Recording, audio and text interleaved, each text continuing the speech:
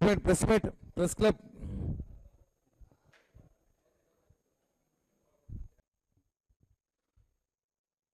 మరొకసారి మీడియా మిత్రులకి నమస్కారం తెలియజేస్తూ, తిరుపతిలో 2019-2024 మధ్య మాజీ ఎమ్మెల్యే, హిందూ మత ధార్మిక ప్రపంచ పరిరక్షకుడు భూమన కరుణాకర్ రెడ్డి గారు ఆయన భూ కబ్జాల గురించి ఈరోజు మాట్లాడాల్సిన అవసరం ఎంతైనా ఉంది. గతంలో అనేకసార్లు జనసేన పార్టీ కానివ్వండి, మేము కూటమి సభ్యులు కరుణాకర్ రెడ్డి గారు చేసిన భూ కబ్జాల గురించి మేము చెబితే ఒక్క అంగుళం కూడా నేను తీసుకో ఉంటే మీరు ఏ విచారణకైనా సిద్ధం. ఆయన మాట్లాడే ముందు విచారణ అంటాడు, మాటల్లో విచారణ అంటాడు, మాట్లాడిన తర్వాత విచారణ అంటాడు. విచారణకి బ్రాండ్ అంబాసిడర్ అయినా అలాంటి విచారణ మేము కూడా వేసాం.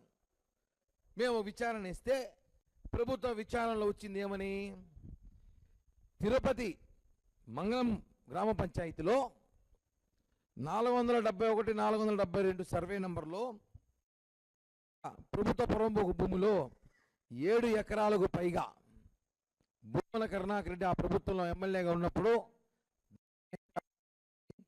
అక్కడ వ్యవసాయాన్ని కోసం పెట్టుకున్నాడని చెప్పి సమాచారం ఉంది గతంలో. ఈరోజు అది వాస్తవం అని చెప్పి తేల్చారు. అదేవిధంగా తిరుచానూరు 41/1, 47/2 అక్కడ 9 ఎకరాలు, అలాగే 472 సర్వే నంబర్ 473 ఎకరాలు ప్రైవేట్ ఆక్రమణ బెదిరించి పెట్టి తన బలంతో ఇలా తిరుపతిలో అనేక మొత్తాన్ని చూస్తే 100 కోట్లకు పైగా భూ కబ్జా, 100 కోట్లకు పైగా భూమన కరుణాకర్ రెడ్డి గారు భూ కబ్జా తిరుపతిలో చేశారని చెప్పి ప్రభుత్వం గుర్తించి ఈరోజు నిన్న అక్కడ కాంపౌండ్ తొలగించడం జరిగింది, అక్కడ బోర్డులు పెట్టడం జరిగింది.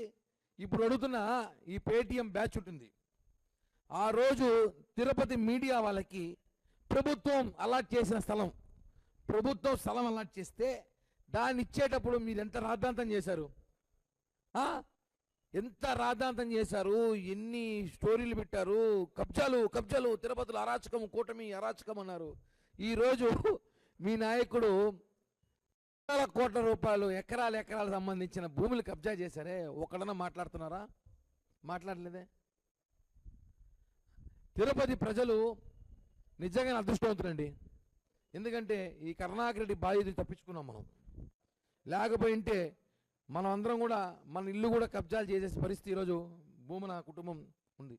ఏమి చేసినా ఆయన నేను ఒట్టేస్తా, ఏ దేవుడి మీద నమ్మకం లేదు బేసిక్గా ఆయనకి, కానీ దేవుడి మీద ఒట్లయితే వేస్తాడు బ్రహ్మాండంగా. ఆ రోజు లడ్డు విషయంలో పవిత్ర తిరుమలలో స్నానం చేసి అఖిలాండం వచ్చి కర్పూరం ముట్టి సంగతి అందరూ చూసాం. ఇప్పుడు ఇయ్యండి, నేను కబ్జా చేయలేదు, నాకు ఆస్తులే లేవు, అక్రమ ఆస్తులు లేవు, అక్రమంగా ఏమీ చేయలేదు, ఇవన్నీ కూడా మా తాత ముత్తాతల ఆస్తి, మాకు పుట్టుకతోనే కొన్ని కోట్ల ఆస్తున్నది అని చెప్పి చెప్పండి. ఇప్పుడు చెప్పండి మీరు. ఈ సర్వే నెంబర్ అన్నీ కూడా ఇంకా తవ్వే కొద్దీ ఇంకా చాలా వస్తున్నాయి. ప్రభుత్వం కోరుతున్నా ఇంకా చాలా విషయాలు కూడా భూమన కరుణాకర్ రెడ్డి వాళ్ళ కుటుంబ సభ్యులు కబ్జా చేసి చాలామంది బాధితులు బయటికి రాకుండా భయపడే ఎవరు ఉంటే కూడా దయచేసి బయటికి రండి. తిరుపతి ప్రజల్లో కూటమి ప్రభుత్వం ఉంది, మీకు మేము భరోసాగా నిలబడతాం. ఎవరెవరు కబ్జాలు చేశారు, ఆ ప్రభుత్వంలో ఎవరెవరు బెదిరించారు అవన్నీ కూడా తీసుకొస్తే దాని మీద విచారణ చేస్తాం. మీ సొంత స్థలం అయితే దానికి మేము కృషి చేసి కూడా మీకు పక్కన నిలబడతామని చెప్పి కూడా తెలియజేస్తూ, ఇప్పుడు నిన్న 7వ మైల్లో ఆంజనేయ స్వామి గుడి దగ్గర ఒక ఆంజనేయ స్వామి విగ్రహం ఎత్తుకెళ్ళిపోయారని చెప్పి మొత్తం YSR Congress party social media, YSR Congress party పెద్ద నేతలు అందరూ కూడా ఇంత కబ్జా జరిగితే ఒకడు మాట్లాడు. నిన్న భూమన కరుణాకర్ రెడ్డి ప్రెస్ మీట్ పెట్టి ఒక వీడియో రిలీజ్ చేశారు. ఒక పక్క కబ్జా ఇష్యూ జరుగుతోంది, ప్రభుత్వం వచ్చి దాన్ని తొలగిస్తూ ఉంటే ఆయన ఆంజనేయ స్వామి గురించి మాట్లాడతాడు తమాషగా. ఆంజనేయ స్వామి విగ్రహం కనపడలేదు, ఈయన ఇంత స్థలాలు కబ్జా చేశాడు, ఇంత ఆంజనేయ స్వామి విగ్రహం ఎత్తుకున్నాడు, ఆ విగ్రహం కనపడలేదు. ఇదేనా కూటమి ప్రభుత్వం? టీటీడీ ఏం చేస్తుంది, టీటీడీ చైర్మన్ ఏం చేస్తున్నాడు, టీటీడీ అడిషనల్ ఈవో ఏం చేస్తున్నాడు, ఈవో ఏం చేస్తున్నాడు అన్నారు. నువ్వు ఏం చేస్తావు తిరుపతికి చెప్పు, మీరేం చేశారు తిరుపతికి? ఇదే అడుగుతున్నా.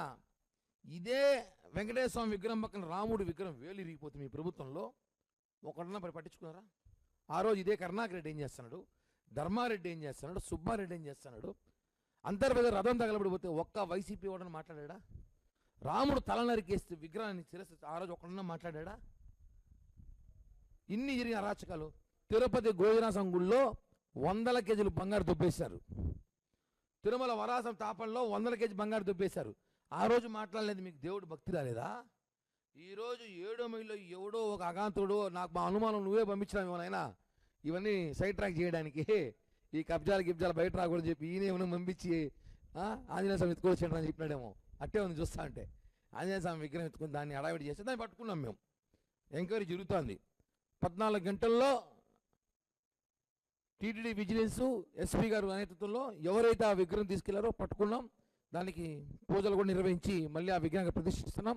అక్కడ ఏర్పాట్లు కూడా ఇంకా మీట భవిష్యత్తులో ఎటువంటి జరగకుండా దానికి ఏర్పాటు కూడా ప్రభుత్వం టీటీడీ తీసుకుంటామని చెప్పి కూడా తెలియజేస్తున్నాం.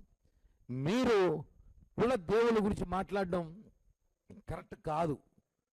మీరు నిన్న డైవర్ట్ చేయడానికి ఇంత పెద్ద ఇష్యూని తీసుకురావడానికి టీటీడీలో ఒకటంటున్నా, భక్తికి బ్రాండ్ అంబాసిడర్గా ఉన్న భూమన కరుణాకర్ రెడ్డి గారు అడుగుతున్నా. తిరుపతిలో అనేక సమస్యలు మీకు ప్రభుత్వంలో టీటీడీలో జరిగినప్పుడు, దేవుళ్ళు విగ్రహాలు తీసేసినప్పుడు ఆ రోజు ఎందుకు మీరు ఒక్క మాట మాట్లాడలేదు? ఈరోజు ఆంజనేయ స్వామి గురించి ఎత్తుకొని మీరు కానీ, ఆ శ్యామల గారు కానివ్వండి, ఇంకా ఎంతో చాలామంది పొద్దున్నేసి వీడియోస్ చూసా. అందరూ పాపం వాళ్ళ అన్నం కూడా లేండి, చాలామంది విగ్రహం కనపడలేదు అనేసి అన్నం కూడా రాత్రి నుంచి మేము మాకు నిద్ర కూడా రావట్లేదండి, విగ్రహం ఎత్తుకెళ్ళిపోయారని చెప్పి శ్యామల గారు వాళ్ళు మాట్లాడుతుంటే హాస్యాస్పదంగా ఉంది. దేవుళ్ళు విగ్రహాలు కాల్ చేశారు, మీరు ఎత్తుకెళ్ళిపోయారు. వెండి విజయవాడలో గుళ్ళో ఇది వెండే కర్ర తీసేశారు పూర్తిగా. వెండి ఏనుగులు విగ్రహాలు కర్ర తీశారు. ఇవన్నీ కూడా ఉన్నాయి, ప్రజలన్నీ గమనిస్తున్నారు. ఇంకా అనేక ఆరోపణలన్నీ ఉన్నాయనుకుంటారు, కాదు, అనేక వాస్తవాలు ఉన్నాయి. భూమన కరుణాకర్ రెడ్డి చేసిన భూ కబ్జాలన్నీ కూడా తిరుపతిలో ఒక్కొక్కటిగా వెలుగు చూస్తాను. ఇవన్నీ 100 కోట్లు ఆగేదైతే నాకు సమాచారం అయితే కాదు, ఇది భారీ ఎత్తున జరిగిన కుంభకోణం. 100 కోట్లు పైగా కరుణాకర్ రెడ్డి అనుచరులు కరుణాకర్ రెడ్డి కబ్జా చేశారు. తిరుపతి ప్రజలు తస్మాత్ జాగ్రత్త. భవిష్యత్తులో కూడా వాళ్ళని ప్రజలు నమ్మే పరిస్థితులు లేవు కాబట్టి మీ కబ్జాలు ఏమైనా జరిగి ఉంటే వ్యక్తిగతంగా కూడా మీరు ఫిర్యాదు చేసుకోవడానికి కూటమి నాయకుల దగ్గరికి వస్తే మేము మీకు సహకరిస్తామని చెప్పి కూడా తెలియజేస్తున్నాం.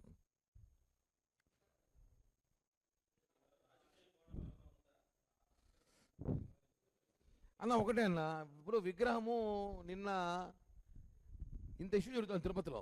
నిన్న మధ్యాహ్నం నుంచి విగ్రహం కనపాలని చెప్పి నిన్న పొద్దున్న హడావిడి జరుగుతుంటే అదొకటి. ఒక పక్క 100 కోట్ల భూ కబ్జా మీద అన్ని మీడియా చూపిస్తూ ఉంటే భూమన కరుణాకర్ రెడ్డి ఒక చిన్న వీడియో రిలీజ్ చేశారు విగ్రహం కనపడేసి. ఎందుకైనా ఈ కబ్జాల గురించి మాట్లాడలేదు? నాది కాదు అని చెప్పి బుట్టి నాకు సంబంధం లేదు, నేను కాణిపాకం వస్తాను లేకపోతే గుడికి వస్తాను చెప్తా, మామూలుగా చెప్తారు కానీ విచారణ సిద్ధమని చెప్పచ్చు కదా. రాజకీయ కోణం అంటే ఒకటి, దేవుని విషయంలో రాజకీయ ఎక్కువ చేయకూడదు చెప్తున్నా. కానీ ఆ విగ్రహం ఎత్తుకెళ్ళిపోవడానికి ఏముందో విచారణ విజిలెన్స్ చేస్తూ ఉంది. అది కూడా బయట పెడతాం, ఈరోజు సాయంత్రం అంతా వస్తుంది డేటా కూడా చెప్తాం. ఇప్పటికే అతను పట్టుకున్నాము. కానీ వైసీపీ పేటీఎం వాళ్ళు ఏమవుతున్నారంటే చిన్న ఇష్యూని కూడా మీరు చాలా రాద్ధాంతం చేస్తారు కదా. ఇప్పుడు మీ నాయకుడు 100 కోట్ల భూమి కబ్జా చేశారు, ఎందుకు మీరు మాట్లాడలేకపోతున్నారని అడుగుతున్నాం.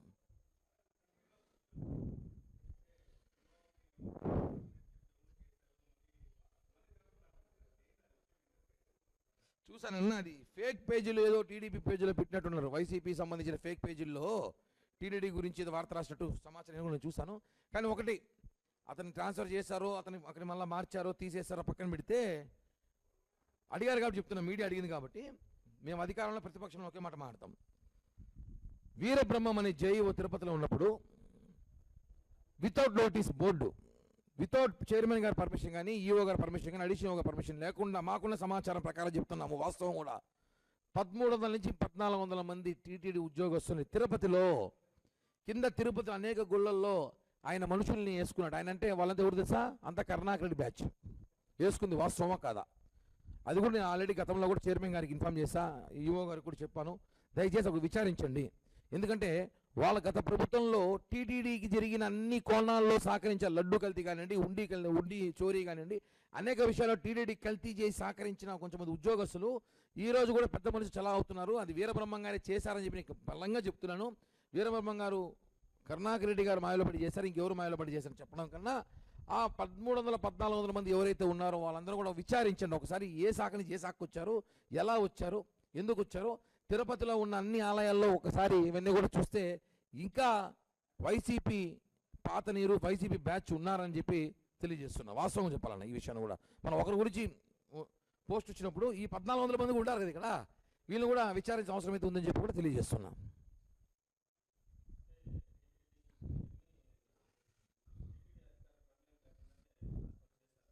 ఖచ్చితంగా ఉంటుంది, ఎందుకు ఉండదన్నా? 100%. ఇప్పుడు టీటీడీ ఇంజనీర్ అయినా టీటీడీ అధికారుల ప్రమోజం మార్చారు, అలిగేషన్ ఆర్డర్ మళ్ళీ తీసి పక్కన పెట్టారు. అలాంటి వాళ్ళు ఇంకా చాలామంది ఉన్నారు అంటున్నా, ఒకనే కాదు కదా, ఇంకా చాలామంది ఉన్నారు. 1300-1400 మంది ఉన్నారంట అటువంటి వాళ్ళు, వైసీపీ సహకరించిన వాళ్ళు. కరుణాకర్ రెడ్డి ఓపెన్ చెప్పాడు, 2000 మంది నా అనుచరులు టీటీడీలో ఉండండి. ఆ 2000 మంది ఎవరు ట్రాన్స్ఫర్ చేసింది? వీరబ్రహ్మ ట్రాన్స్ఫర్ చేసినట్టున్నాడు. వాళ్ళందరూ కూడా విచారించండి, మార్చండి. ఎందుకు ఇంకా అక్కడ పెట్టుకొని ఇబ్బంది పెడతారు? ఇన్ఫర్మేషన్ తీసుకోవడము, టీటీడీకి పని చేయకపోవడము, భక్తులు ఇబ్బంది పట్టి ఇవన్నీ ఉంటాయి కదా. కాబట్టి వాళ్ళందరూ గుర్తించి వేరే శాఖకు మార్చండి అని చెప్పి కూడా నేను తెలియజేస్తున్నాను.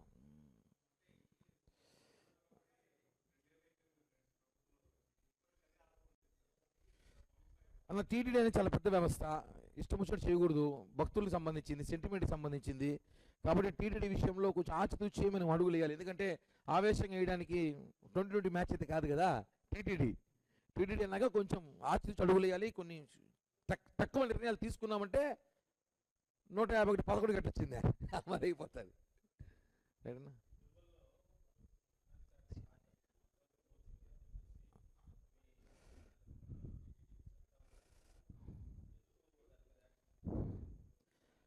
అన్న హాకర్ల విషయం పైన ఒక నిమిషం అన్న పెట్టాను మీకు.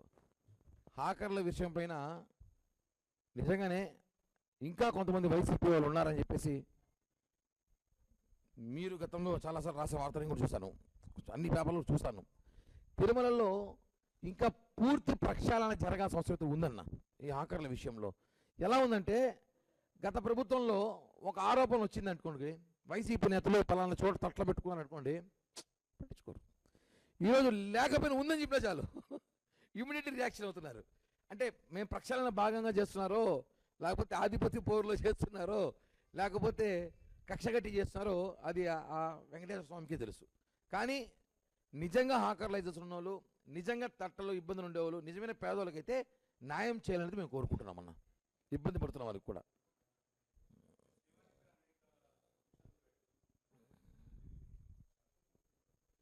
ఖచ్చితంగా ఈ విషయం మీద 2-3 రోజుల్లో అధికారులను కలవబోతున్నాను. శ్రీవాణి టికెట్స్ ఒకరోజు ముందు ఇవ్వడానికి ప్రయత్నం చేయమని అడుగుతున్నాను. ఎందుకంటే శ్రీవాణి టికెట్స్ వల్ల మీరు ఇందాక చెప్పినట్టు ఫ్లైట్ టికెట్స్ విపరీతంగా పెరిగిపోయినాయి తిరుపతికి. దీని మీద నేను మనం ప్రెస్ మీట్లో మాట్లాడతాను. దీనికి సంబంధించి అధికారులు చైర్మన్ గారిని, ఈఓ గారిని కలిసి వాళ్ళకి అందజేసిన తర్వాత మీడియాతో మాట్లాడతాను. అలానే అనిపిస్తాను చూస్తా ఉంటే. లేకపోతే తిరుపతికి ఎప్పుడు లేని ఛార్జీలు ఏందన్నా, ఆస్తులు రాసుకుంటారేమో కొద్ది రోజులు పోతే విమాన శాఖ వాళ్ళు. దీని మీద నేను ఈ 2 డేస్ తర్వాత ఒకసారి మొత్తం పూర్తి డేటా తెచ్చుకొని సంబంధించిన అధికారులు మాట్లాడి శ్రీవాణి టికెట్స్ ఒకవేళ అవసరమైతే ముందు రోజు ఇచ్చేట్టు ఏర్పాటు కూడా చేసేందుకు మాట్లాడదామన్న.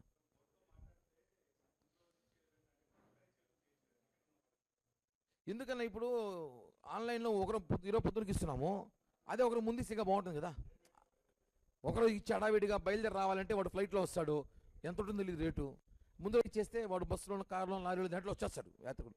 దాని మీద ఒక ఎగ్జామినేషన్ చేస్తున్నాం మేము. ఖచ్చితంగా 2 డేస్ దాని మొత్తం డీటెయిల్స్ తీసుకొని టీటీడీ అధికారులు కలవబోతాము. దాని మీద కూడా మాట్లాడతాం. ఇంకేమన్నా